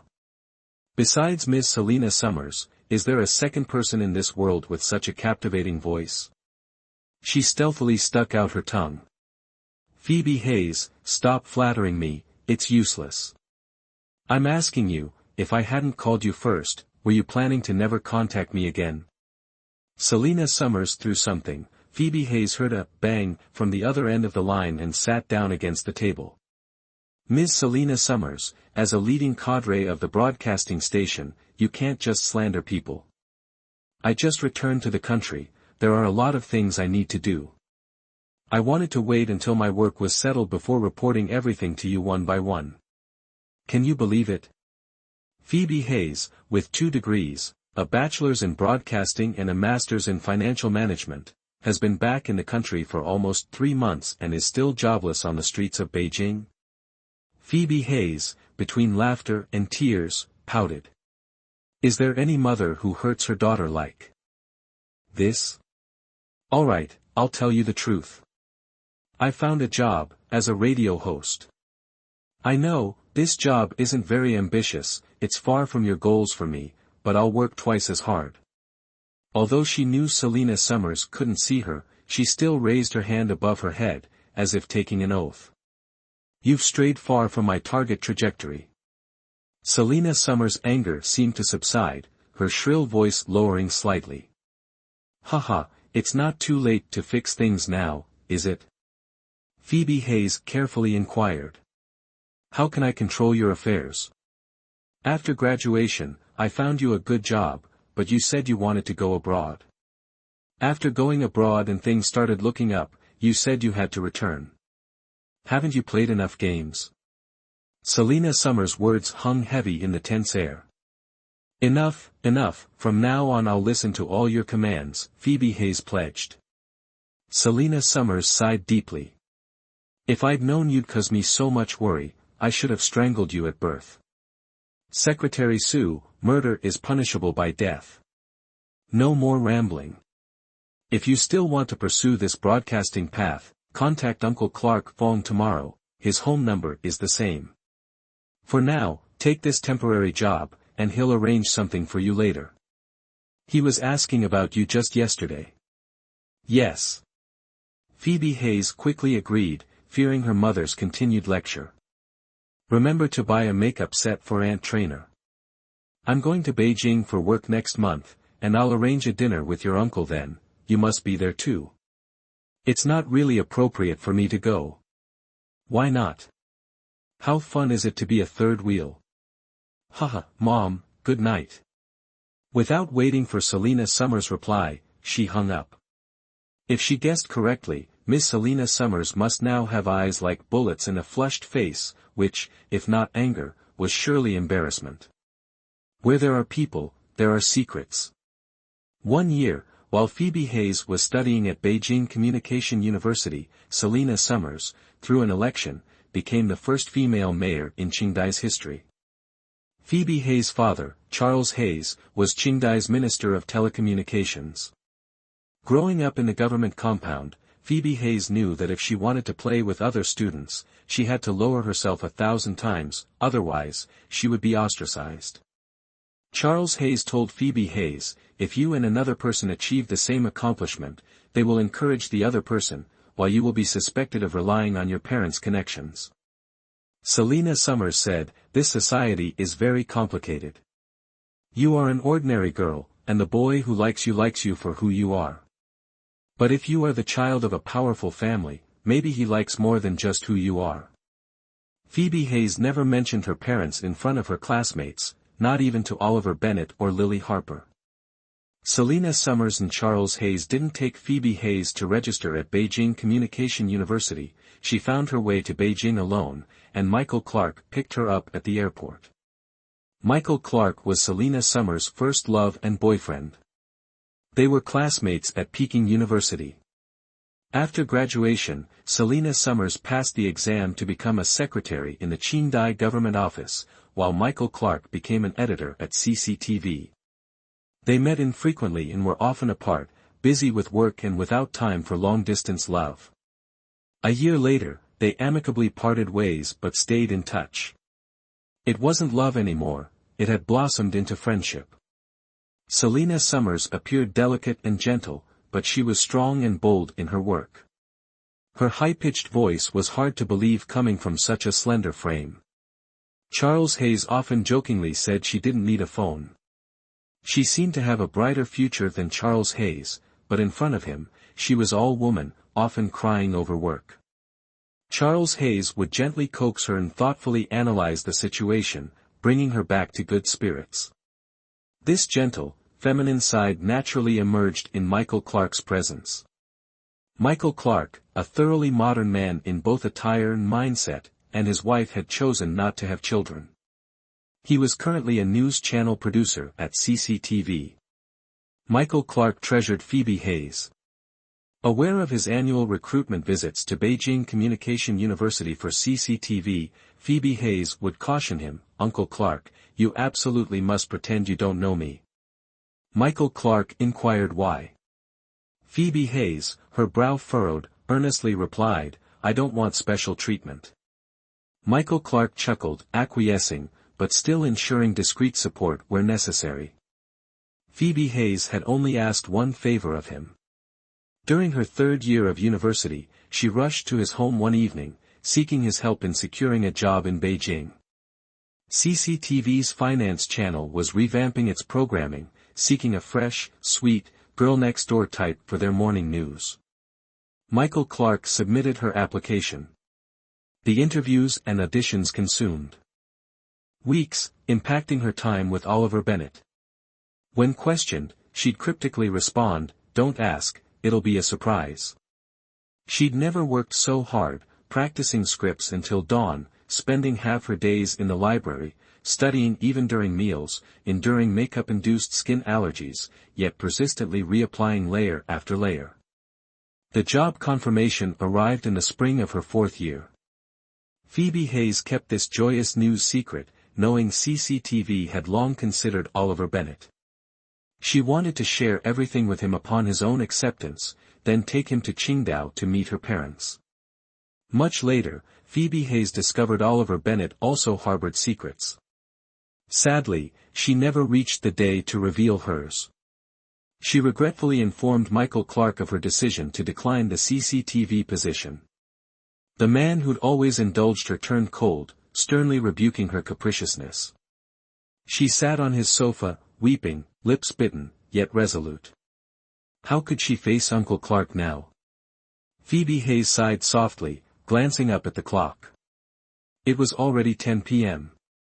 Outside, all remained quiet.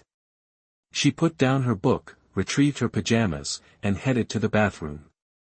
Amidst the warm shower spray, she faintly heard her phone ringing. Hastily wrapping her wet hair in a towel and grabbing a bathrobe, she ran out. 2 missed calls, both from the radio station. Exhaling, she reluctantly called back. The director, frantic, yelled, Phoebe Hayes, where are you? At home. Get to the station, now. What's wrong? Tonight's expert bailed. Director Lawrence wants you to fill in. He said any complaints can wait till tomorrow.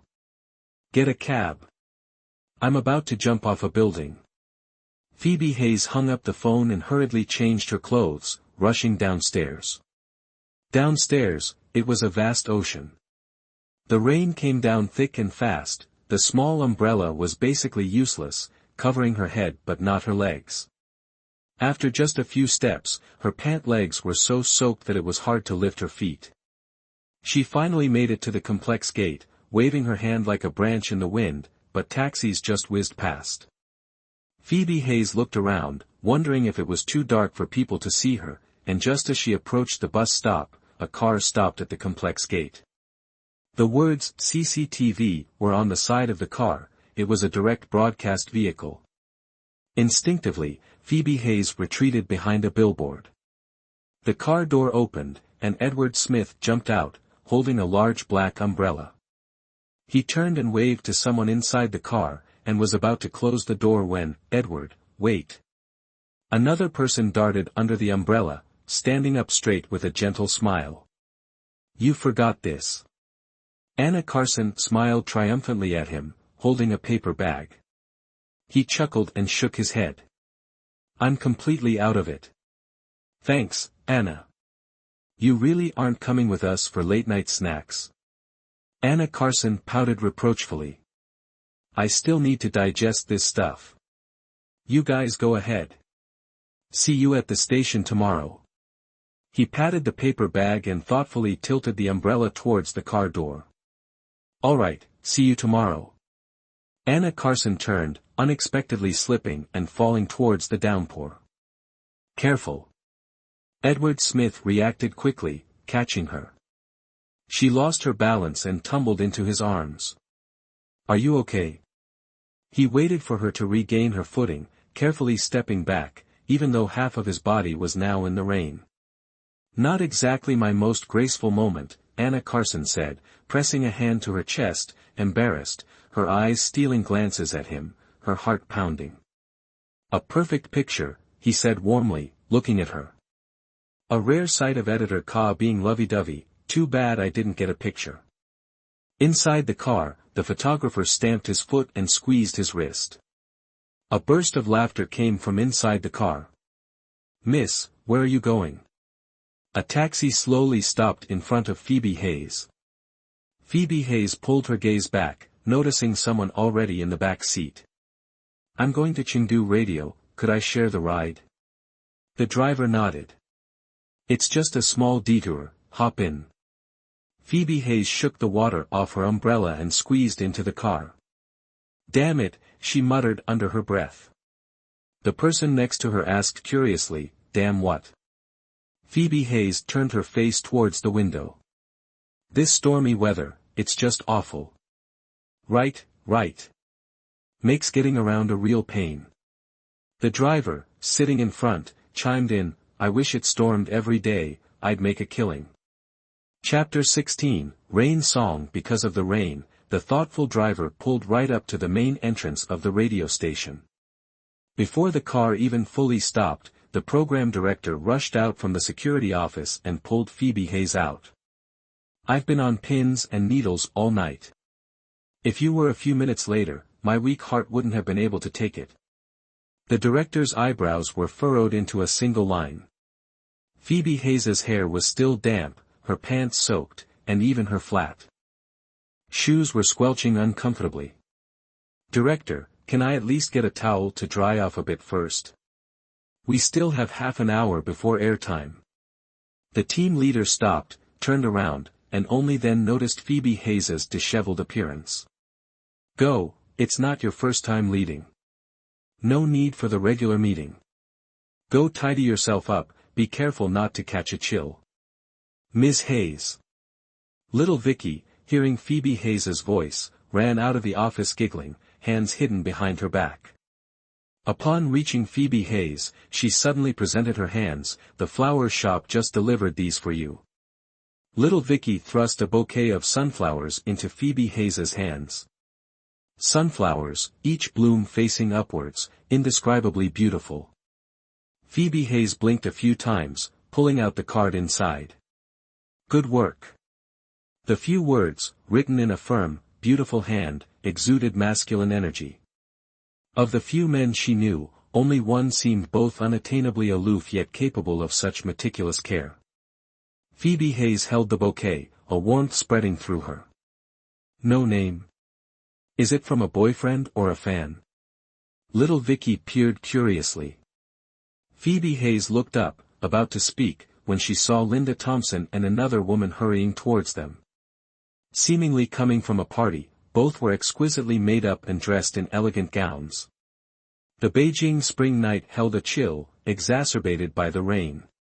Thankfully, the station's air conditioning maintained a stable temperature, but their faces were still pale with cold.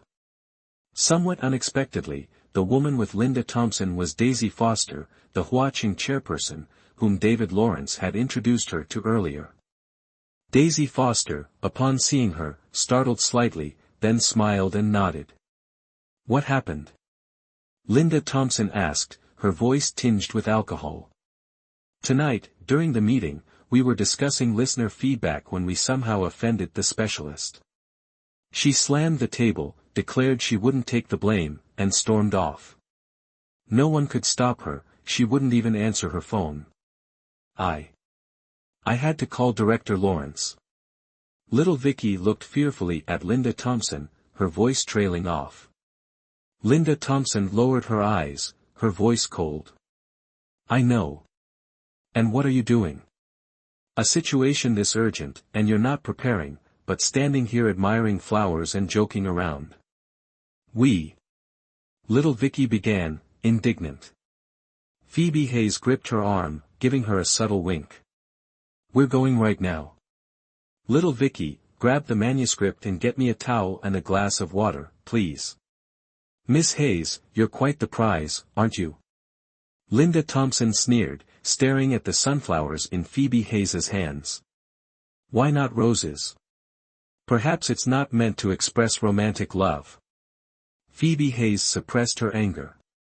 It seemed Linda Thompson had been against her since the interview. She pulled a handkerchief from her bag and dabbed her face.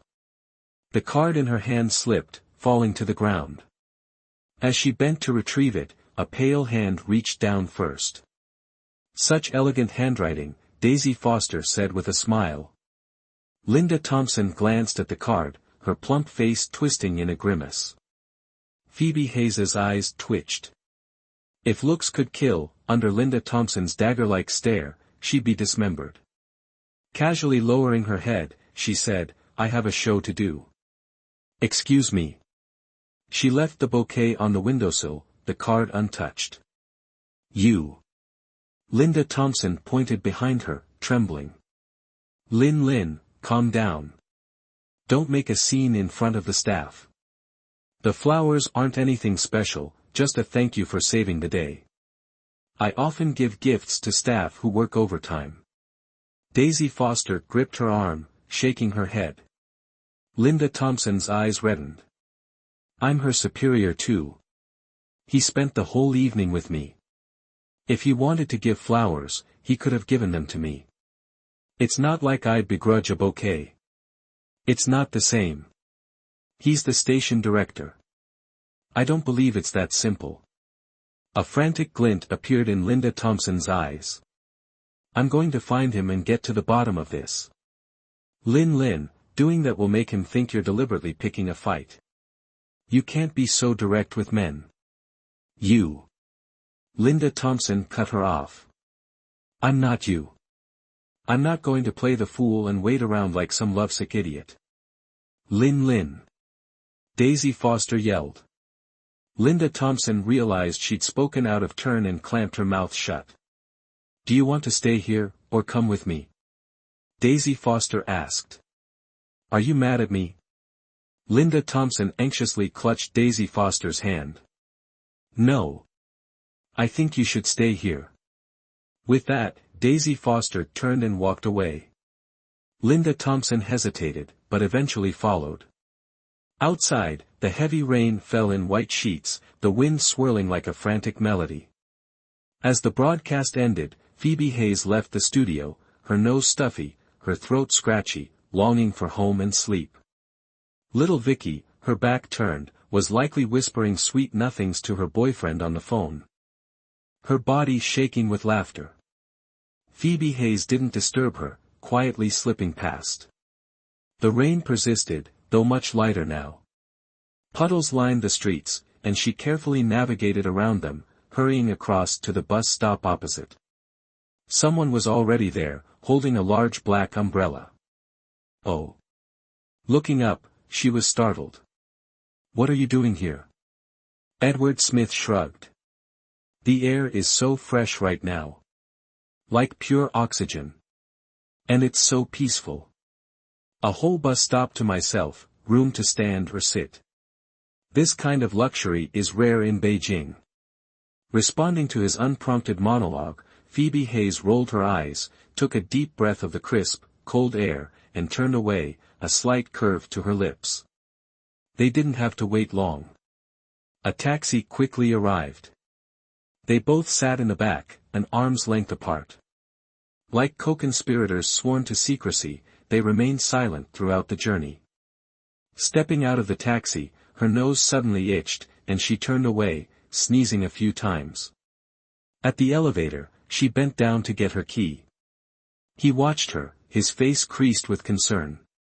"Go back, make some warm bath water, then come over here, and I'll make you some ginger soup." She turned, staring at him for a few seconds without blinking. "I'm not going." Each word seemed carefully considered before reaching this conclusion. He raised an eyebrow in distress. "Why?" "It's not very convenient." They hadn't spoken for days, and suddenly being together past midnight seemed strange. "What's inconvenient about having a cup of tea? Besides, you and I have things to discuss. A single man and woman, together in a room at 2 a.m., if someone sees us, you might not care about your editor's image, but I still have to protect my reputation with my parents." He chuckled. "There's only the two of us on this floor. Who's going to come at this hour?" I said, if. Didn't Ethan Rivers leave his apartment at this hour last time? Fine, if someone comes, I won't let them in. Happy now? What if they insist on coming in? Unless they show a police ID, it's not happening. Anything is possible. He pressed his lips together, a vein throbbing in his forehead, his throat constricting. If someone really has a reason to come in, I'll tell them we're. Her eyes widened slightly, then even more, as if adjusting their focus to capture his inner thoughts. We're classmates, she interrupted. Classmates before, neighbors now, and the future is unpredictable. He added, so, being together isn't illegal, is it? It wasn't illegal in the first place. I just said it was inconvenient, or might cause unnecessary misunderstandings. Edward Smith took a deep breath, remaining silent for a long moment, just looking at her. There was a hint of loss in his gaze. Phoebe Hayes, do you hope I'm with someone else? He asked. Why ask me? In his eyes, she felt like a child caught doing something wrong, her eyes filled with fear, doubt, and unease. Her heart didn't leap, it trembled. Phoebe Hayes, if you don't want to face the past, fine, I'll never mention it. But the future isn't for you to decide alone. I want to be a part of it. He gently lifted her chin, gazing deep into her eyes. Edward Smith. If you don't sweat a little tonight, your throat might be sore tomorrow, and how will you manage the show in the evening? Go take a bath. I'll bring the ginger soup over, and also these videos. They're recordings of popular interview programs from national television. You can study how the hosts and guests interact, manage the atmosphere, and use techniques to get into the topic. It'll help your show. I'll leave immediately after dropping them off. I won't stay. What are you thinking? He chuckled ruefully, patted her forehead, and released his hand. Edward Smith. she said again, her long lashes fluttering slowly. Huh? He raised an eyebrow. Thank you. Her eyes reddened slightly. That's the last thing I want to hear from you, he chuckled self-deprecatingly. Next time, don't say it. Are you free Friday night? She trembled slightly with fear. I don't know if the schedule has been adjusted, but if not, I'm free. It's all right, I just want your time before 10 p.m., will you give it to me? She smiled and nodded. Got it, I'll buy you a cake. You. His heart pounded in his chest, a flower blooming brilliantly in his mind. He could hardly believe his ears. You shouted it loud enough that day, your 31st birthday is on Friday. I'm not deaf, I heard you perfectly clearly. She tilted her head, looking directly at him and rolling her eyes. Right, I remember now. He laughed heartily, the mirth reaching his eyes, then his expression suddenly turned serious, his eyes as deep and dark as the night sea. The feeling of breathlessness returned. She pretended to tease, aren't you touched? In the next second, he suddenly reached out, his fingers gently brushing her cheeks, his voice low and husky, like hypnosis, like a sigh. I can now confirm, this isn't my delusion.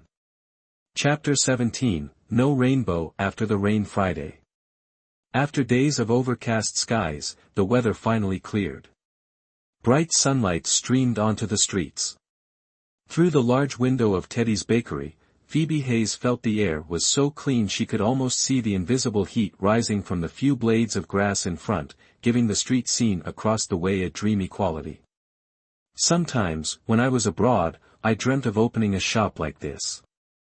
The storefront doesn't need to be too extravagant, but it must be special, with soft music, the rich aroma of coffee, the sweetness of cakes, and all the colors of fruit. She turned back and smiled at Lily Harper. Do it, do it. Then give me a discount card, a membership card, and keep me fed 3 meals a day. I'm not afraid of getting fat. Lily Harper took a small bite of a cookie, savoring the taste. A discount card? Humph, I might as well let you eat for free, and get a lover on the side. Phoebe Hayes also took a cookie from the small plate and popped it into her mouth. Teddy's not only had delicious cakes, but the cookies were also excellent. It was worth going out of her way to come here. She planned to order the cake first, then stroll around the streets, and pick it up on her way back. The shop assistant said they weren't too busy and the cake would be ready in half an hour. She told the assistant that the cake didn't need to be too big, just enough for 2 people, not too much cream, and plenty of fruit. She ordered a glass of black tea. The shop assistant gave her a small complimentary pastry to try. Just then, Lily Harper called. Lily Harper didn't have classes on Fridays and wanted to invite her for a skincare treatment. I'm out right now, come here. She gave her the address. Lily Harper's house wasn't far from there and she arrived quickly. Miss Braces, isn't your birthday on September 11th? Who's this cake for? The shop assistant was boxing the cake and asked how many candles she wanted. No need for candles. Her face flushed slightly, avoiding Lily Harper's scrutinizing gaze. Do we really need a birthday to eat cake? Can't we just enjoy it normally? Your reaction is strange, Miss Braces. Don't tell me you bought this cake for yourself. Lily Harper patted the cake box, looking at Phoebe Hayes suspiciously. For the sake of your lovely figure, I won't corrupt you. I'll keep it all to myself. Phoebe Hayes told the shop assistant to add 2 bags of biscuits to take to the radio station tomorrow for little Vicky to try. The little girl was very enthusiastic towards her. I'm not even worried about my figure, why are you? What are you hiding from me? Got a boyfriend? Phoebe Hayes chuckled, I really want to find a boyfriend quickly, but where can I find one for hire? Yesterday, the atmosphere at the radio station was so oppressive it was suffocating. Linda Thompson hadn't come to work, and when David Lawrence arrived, the usually gentle and polite man had a frosty expression, chain-smoking at his desk. The meeting with the program team was cancelled that afternoon by his secretary. The secretary whispered to the team leader that Linda Thompson had demanded they cut the Late Night Whisper program, or she would divorce David Lawrence. They'd had a huge fight the night before, and Mr. Lawrence was in a foul mood. The team members exchanged puzzled glances, unable to understand how the program was connected to a divorce. But the news made everyone feel very uneasy. Phoebe Hayes didn't join the discussion. She thought if she could bring a fake boyfriend to the radio station and make a show of it, the program might have a chance of survival. Even an independent and capable woman like Director Thompson, when faced with issues concerning her husband, became just like any other girl, foolish and naive. Anyone on the street would do. With your looks, they wouldn't even charge you rent, they'd thank their lucky stars and pay you. Lily Harper glanced at her, laughing loudly. After paying, they went out and put the cake in Lily Harper's car. Phoebe Hayes checked the time and invited Lily Harper to browse the nearby fashion boutiques. Fashion was a step ahead of the season. Beijing's weather had just warmed up, but spring fashions were already ending, and the shops were showcasing the latest summer styles. The two of them were like kids in a candy store. Lily Harper bought a long dress and a silk scarf, while Phoebe Hayes bought a jacket and a knee-length cashmere dress. Today was Edward Smith's 30th birthday. She couldn't just show up as usual. Phoebe Hayes wanted to buy a nice outfit and have dinner with him. This dress was perfect, a simple neckline that revealed her elegant collarbones, a pale pink, almost white, but softer than white, making her already fair skin even more radiant and alluring. Reaching the men's section, she paused and looked around, but ultimately turned and walked away. Their relationship wasn't the kind where they could exchange clothes as gifts. Are you really not going to tell me who he is? As dusk settled, Lily Harper dropped Phoebe Hayes off downstairs, pressing her one last time. Not today, but I'll be honest with you later. Phoebe Hayes said with a laugh. Heavens above. I'm hurt. Lily Harper's eyes widened, staring at her before she casually laughed, waved, and ran off like the wind. Trying to be silent in the hallway, Edward Smith's door was closed, this time not broadcasting soaring mountain folk songs, but tracks from Bandari's Wonderland album. Phoebe Hayes held her breath, tiptoeing to the door, opening it like a thief. Once she confirmed he hadn't noticed her return, she turned inside, chuckled softly, and closed the door. She'd just put down her lipstick, taking one last look in the mirror to ensure everything was perfect, when her phone rang. Phoebe Hayes, are you finished? I'll come pick you up. Edward Smith's voice was soft and quiet. Okay, come on over. She silently watched herself blink in the mirror. As Edward Smith grabbed his car keys and hurried out the door, he saw Phoebe Hayes standing outside. His heart instantly filled with a sense of warmth. Happy birthday. She handed him the cake. Beautiful, he murmured. She pretended not to hear, quickly brushing past him into the house. He followed behind. Phoebe Hayes knew he was staring at her, and she immediately felt a burning sensation on her back. He had prepared a meal, a very formal table setting. Where are the others? She saw 6 glasses and 6 bowls on the table, and her heart sank slightly for some reason. I didn't want to bother my colleagues, but they insisted on coming over to see my place. Don't worry, I'm quite close with them. I'll introduce you later, they're all the top brass at the station. Today, he wore a blue plaid shirt with a gray jacket. She teased him, you look like a waiter today. He pulled out her chair and asked formally, Miss, what can I get for you? A glass of rosemary ice cream. Ah, we don't have that. Can I offer you something else? He stood behind her, his hand resting naturally on her shoulder. In that instant it was like an electric current ran through her. She involuntarily closed her knees and turned around, saying, well. There was something in his eyes that made her feel panicked. Her head swam slightly. She reached out to push his hand away, but he gripped it tightly. For 30 years, this is the first time I've felt truly happy on my birthday. She stared at him blankly, watching as he leaned closer, his lips getting nearer and nearer. The doorbell made her jump. Your colleagues are here. He chuckled, giving her a lingering look. Talk about a mood killer. This is it.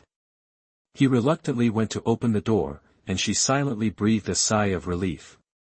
If the doorbell hadn't rung in time, she really didn't know what would have happened next, and she seemed powerless to stop it. Edward, happy birthday. Ethan Rivers laughed, punching Edward Smith playfully. What are you still standing here for? Come join our four-man squad. Ah, is someone even more eager than me? Ethan Rivers looked up at Phoebe Hayes, who was standing stiffly in the room, narrowed his eyes, and turned to Edward Smith. Huh. Do I need to make introductions? Edward Smith chuckled. Phoebe Hayes, her face flushed, was about to greet them when several more people arrived at the door. Edward, come help. Anna Carson called, struggling with several paper bags. What gifts are these? They're so heavy. Edward Smith stepped forward to take them, asking with a smile. Anna Carson rubbed her reddened hands, glanced around the house, then her gaze softened as it rested on Edward Smith. They're all things you'll need. Ah, I told you this shirt looked great, but you wouldn't buy it that day, saying it looked like a waiter's uniform. Director Rivers, don't you think he looks very handsome? Our editor Smith is handsome and refined, like an English gentleman. Ethan Rivers nodded, his peripheral vision catching Phoebe Hayes, who had somehow moved to the balcony, her long hair curling slightly in the breeze. Anna, these gifts are too extravagant. Edward Smith opened a paper bag, revealing several shirts and matching ties, a brand Anna Carson favored, known for its exorbitant prices. He smiled faintly and closed the bag. I'll return these tomorrow. I can't use them. You can definitely use them. Anna Carson had anticipated his refusal. Actually, I have an ulterior motive for giving you these.